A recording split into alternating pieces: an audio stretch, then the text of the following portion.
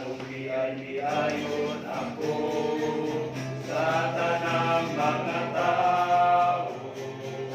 Napiton ko lamang ang ngalan niya, umalikod ako.